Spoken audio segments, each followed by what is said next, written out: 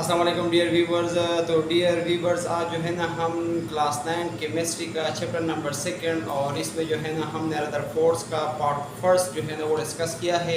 अब Rutherford's atomic model का part second जो है ना डिस्कस करते हैं। और इसका जो हेडिंग है या इसका जो हेडलाइन है या इसका जो मेन वो है टाइटल है वो हमारे पास है main points of Rutherford's atomic model. कि रदरफोर्ड्स एटॉमिक मॉडल के अंदर मेन पॉइंट्स कौन कौन से थे। ये जो रदरफोर्ड ने जो है ना वो एक्सपेरिमेंट परफॉर्म किया था, फिर ऑब्जर्वेशन की, फिर उसके बेस पे जो है ना कंक्लूजन ड्रा की। तो उनमें से जो है ना अहम पॉइंट्स कौन कौन से थे, मेन पॉइंट्स। ठीक है, देखिए स्टूडेंट, इस तरह है कि हमारे पास रदरफोर्ड एटॉमिक मॉडल की जो मेन पॉइंट्स हैं उनकी तादाद हमारे पास 6 है। 6 हमारे पास रदरफोर्ड ने इंपॉर्टेंस या मेन पॉइंट्स दिए थे। ठीक है, नंबर फर्स्ट पॉइंट हमारे पास रदरफोर्ड एटॉमिक मॉडल में है कि atom consist of positively charge portion called nucleus. ये इंतहाई इंपॉर्टेंट पॉइंट है कि हमारे पास एटम जो होते हैं, जितने भी एटम है उनके ऊपर जो है ना पॉजिटिवली चार्ज होता है। ठीक है, पॉजिटिवली चार्ज पोर्शन उनमें होता है। ठीक है, और ये हमारे पास एटम के सेंटर में होता है और इसको हम क्या बोलते हैं, इसको हम न्यूक्लियस बोलते हैं। ठीक है, रदरफोर्ड ने कहा था। और इसके अंदर हमारे पास प्रोटॉन भी मौजूद है और न्यूट्रॉन भी मौजूद होते हैं। ठीक है, फॉर एग्जांपल ये हमारे पास एक एटम हुआ। ठीक है, ये हमारे पास एक एटम है, इसका जो सेंटर है यहाँ पे जो है ना पॉजिटिवली चार्ज पोर्शन है और इसमें हमारे पास प्रोटॉन प्लस न्यूट्रॉन मौजूद है। इसको जो है ना इसको रदरफोर्ड ने न्यूक्लियस बोला है। ठीक है, फॉर द फर्स्ट टाइम। और इसी तरीके से हमारे पास रदरफोर्ड के इस एक्सपेरिमेंट से न्यूक्लियस की डिस्कवरी की हुई है और ये आप लोगों को पता है, प्रीवियस लेक्चर में हमने इसको डिटेल से डिस्कस किया है। ठीक है, पॉइंट नंबर 2 में हमारे पास क्या कहता है, Rutherford electrons are revolving around the nucleus with very high speed just like the planet around the sun. Rutherford कहता है कि ये जो हमारे पास इलेक्ट्रॉन है ये बहुत तेज स्पीड के साथ जो है ना वो रिवॉल्विंग कर रहा है, इर्द गिर्द चक्कर लगा रहा है। ठीक है, न्यूक्लियस के इर्द गिर्द। ठीक है, ये न्यूक्लियस इसका सेंटर है और इसके इर्द गिर्द जो है ना इलेक्ट्रॉन बहुत तेजी के साथ क्या करता है, चक्कर लगाता है या घूमते फिरते हैं electrons with very high speed. ठीक है, ये इसी तरीके से है जैसे हमारे पास प्लेनेट नहीं है, प्लेनेट ये सन सूरज के इर्द गिर्द घूमते हैं। ठीक है, ये जो आप लोगों ने सोलर सिस्टम पढ़ा है प्रीवियस क्लासेस में या लोअर क्लासेस में, हमारे पास इस तरह होता है ना कि सेंटर में ये हमारे पास सन है।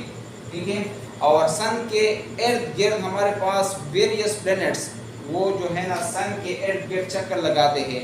फॉर एग्जांपल ये हमारे पास एक वो है प्लैनेट है, ये हमारे पास चले अर्थ ले ले, ये हमारे पास एक प्लैनेट है अर्थ। ठीक है, ये जो है ना इस सन के इर्द गिर्द चक्कर लगाता है। अर्थ एक प्लैनेट है। इस तरीके से अदर जो हमारे पास प्लैनेट्स है वो भी जो है ना इस सन के इर्द गिर्द चक्कर लगाते हैं। कहने का मतलब ये है कि सन जो है ना सेंटर है और ये जो हमारे पास प्लैनेट है ये इस सन के इर्द गिर्द घूमते हैं। तो इसी तरीके से हमारे पास जो एटम के अंदर इलेक्ट्रॉन होते हैं वो हमारे पास न्यूक्लियस के इर्द गिर्द घूमते हैं। फॉर एग्जांपल ये हमारे पास इलेक्ट्रॉन है एटम के अंदर और ये इस न्यूक्लियस से जो है ना ऐसे इर्द गिर्द घूमते हैं, ऐसे सर्कुलेट होते हैं विद वेरी हाई स्पीड। ठीक है, बहुत तेज स्पीड के साथ। अच्छा, तो नेक्स्ट हमारे पास जो मेन पॉइंट है वो थर्ड पॉइंट है और इसमें कहता है रदरफोर्ड के the electron revolving around the nucleus. वो इलेक्ट्रॉन्स जो हमारे पास न्यूक्लियस के इर्द गिर्द घूमते हैं, यानी तमाम इलेक्ट्रॉन जो है ना न्यूक्लियस के इर्द गिर्द घूमते हैं, उनके बारे में न्यूक्लियर क्या कहते हैं, वुड रिक्वायर सेंट्रीपिटल फोर्स। इनको जो है ना सेंट्रीपिटल फोर्स की जरूरत होती है। ठीक है, the attractive force of the, ये जो अट्रैक्टिव फोर्स है किस चीज के, न्यूक्लियस ऑन इलेक्ट्रॉन, यानी न्यूक्लियस और इलेक्ट्रॉन के दरमियान जो अट्रैक्टिव फोर्स है प्रोवाइड सेंट्रीपिटल फोर्स। ये हमारे पास क्या करता है, सेंट्रीपिटल फोर्स प्रोवाइड करता है, पैदा करता है, जनरेट करता है ऑफ द इलेक्ट्रॉन्स की। देखिए इस पॉइंट का मतलब ये है ना कि जब भी हमारे पास कोई बॉडी सर्कुलर मोशन कर रही होती है, जब भी कोई बॉडी, फॉर एग्जांपल ये हमारे पास एक सेंट्रल पोर्शन है और ये एक बॉडी है, ये इस सेंट्रल पोर्शन के इर्द गिर्द जो है ना घूमती है, तो ये एक क्वेश्चन अराइज होता है कि ये इलेक्ट्रॉन जो है ना ये ऐसे इस रास्ते को क्यों इख्तियार नहीं करता या इस रास्ते को क्यों इख्तियार नहीं करता, ये न्यूक्लियस की ही क्यों इर्द गिर्द घूमता है, ये क्यों दूर नहीं चलता।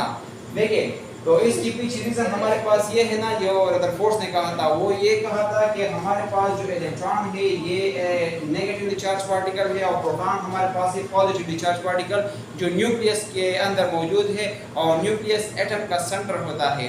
तो देखिए ये हमारे पास जो न्यूक्लियस की और इलेक्ट्रॉन के दरमियान अट्रैक्टिव फोर्स है, अपोजिट चार्ज एक दूसरे को अट्रैक्ट करते हैं, पॉजिटिव और नेगेटिव प्रोटॉन और न्यूट्रॉन ये एक दूसरे को अट्रैक्ट करते हैं। तो चूंकि हमारे पास न्यूक्लियस की अट्रैक्टिव फोर्स है इलेक्ट्रॉन के ऊपर, तो इसी वजह से हमारे पास इलेक्ट्रॉन इस रास्ते से जो है ना इधर उधर नहीं जा सकते। ये फोर्स जो अट्रैक्टिव फोर्स है ये इस इलेक्ट्रॉन को टुवर्ड सेंटर रखने की कोशिश करती है कि ये सेंटर के साथ जो है ना नज़दीक रहे या सेंटर के साथ जो है ना वो कांटेक्ट में रहे, दूर ना चले। और चूंकि इसके साथ जो है ना वो अपनी स्पीड है, ये घूमता फिरता है, इसके साथ एनर्जी है और ये घूमता है, तो ये हमारे पास इस न्यूक्लियस से इसलिए दूर नहीं जा सकता क्योंकि हमारे पास न्यूक्लियस और इलेक्ट्रॉन के अंदर के दरमियान अट्रैक्टिव फोर्स है और ये अट्रैक्टिव फोर्स इनके अपोजिट चार्ज की वजह से होती है। ठीक है, नेक्स्ट हमारे पास जो पॉइंट नंबर 4 है वो हमारे पास ये है कि the size of the nucleus. यहाँ पे अब साइज की बात हुई है और किस चीज़ की साइज की, न्यूक्लियस की साइज की।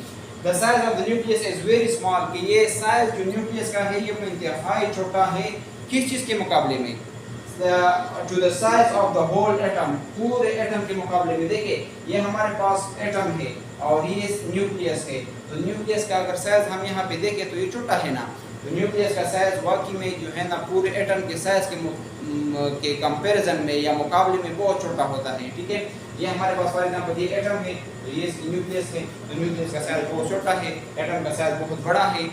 अब क्या बोलते हैं, और एटम का जो ज्यादातर हिस्सा है वो एम्प्टी है, एंड यहाँ पे क्या बोलते हैं, most of the volume of the atom is empty, और एटम का जो ज्यादातर वॉल्यूम है वो क्या है, वो एम्प्टी है, खाली है। तो देखिए यहाँ पे हमारे पास प्रोटॉन और न्यूट्रॉन मौजूद है और यहाँ पे जो है ना इलेक्ट्रॉन है। तो अगर यहाँ पे आप नजर दौड़ाए ना तो बहुत ज्यादा एरिया एटम का, बहुत ज्यादा वॉल्यूम एटम का वो एम्प्टी है, खाली है। ये रदरफोर्ड का जो पॉइंट नंबर 4 है वो कहता है। अब पॉइंट नंबर 5 जो है ना कहता है कि atom is neutral, atom is neutral. ये बहुत इंपॉर्टेंट पॉइंट है और इसके ऊपर जो है ना अक्सर बोर्ड के एग्जाम में शॉर्ट क्वेश्चन बनता है और आता है, रेगुलर बेसिस पे आता है कि why atom is neutral particle. तो ये यहाँ पे जो है ना रदरफोर्ड एटॉमिक मॉडल में, रदरफोर्ड एटॉमिक मॉडल के जो मेन पॉइंट्स हैं उनमें इसका रीजन भी मौजूद है कि एटम हमारे पास न्यूट्रल होता है। न्यूट्रल का मतलब ये है कि एटम के ऊपर कोई चार्ज नहीं होता। फॉर एग्जांपल अगर ये हमारे पास हाइड्रोजन एटम है तो ये इसके ऊपर जो है ना चार्ज 0 होगी। फॉर एग्जांपल अगर हमारे पास ये क्लोरीन एटम है तो इसके ऊपर चार्ज 0 होगी। ऐसा कैसे पॉसिबल है? अक्सर जो है ना बोर्ड में ये पूछते हैं कि व्हाई एटम इज न्यूट्रल। तो यहाँ पे देखिए हमारे पास ये कहता है कि atom is neutral as the number of electron. जो एटम के अंदर हमारे पास इलेक्ट्रॉनों की तादाद है वो न्यूमेरिकली इक्वल है, ये बिल्कुल बराबर है किस चीज़ की, जो एटम के अंदर प्रोटॉनों की तादाद है। यानी हमारे पास पॉजिटिव चार्ज प्रोटॉन अगर हमारे पास इक्वल होंगे इलेक्ट्रॉन्स के, तो इसका मतलब ये है कि पॉजिटिव चार्ज जो है ना वो हमारे पास बराबर होंगे नेगेटिव चार्ज के, और as a result positive charge और नेगेटिव चार्ज एक दूसरे को कैंसिल आउट करेंगे, तो रिजल्ट के तौर पे हमारे पास जो नेट चार्ज होगा वो 0 होगा। तो इसी वजह से हमारे पास जो एटम होता है वो इलेक्ट्रिकली न्यूट्रल होता है और होना भी चाहिए। ठीक है, अब यहाँ पे हमारे पास पॉइंट नंबर 6 जो है वो कहता है कि nucleus is responsible for mass. Nucleus ही जिम्मेदार है किस चीज़ की, मास के लिए और एनर्जी के लिए। किस चीज़ की मास और एनर्जी? एटम की। यानी हमारे पास जो एटम की एनर्जी है और जो मास है वो सारा का सारा हमारे पास कहाँ मौजूद है, न्यूक्लियस के अंदर मौजूद है। ठीक है, क्योंकि हमारे पास जो इलेक्ट्रॉन है, शेल्स में तो इलेक्ट्रॉन है और कुछ भी नहीं है, और इलेक्ट्रॉन जो है ना इंतहाई लाइट पार्टिकल है, इंतहाई लाइट पार्टिकल है और इतना लाइट पार्टिकल है कि इसके मास को हम नेग्लेक्ट करते हैं। और बचे क्या, हमारे पास प्रोटॉन और न्यूट्रॉन बच गए। तो न्यूट्रॉन और प्रोटॉन दोनों तो न्यूक्लियस में मौजूद है, तो इन्हीं की वजह से हमारे पास एटम की एनर्जी भी होती है और इन्हीं की वजह से हमारे पास एटम की मास भी होती है। तो आई होप कि आप लोगों को ये कॉन्सेप्ट जो है ना, आप लोगों की ये कॉन्सेप्ट जो है ना इसकी अंडरस्टैंडिंग डेवलप हुई है।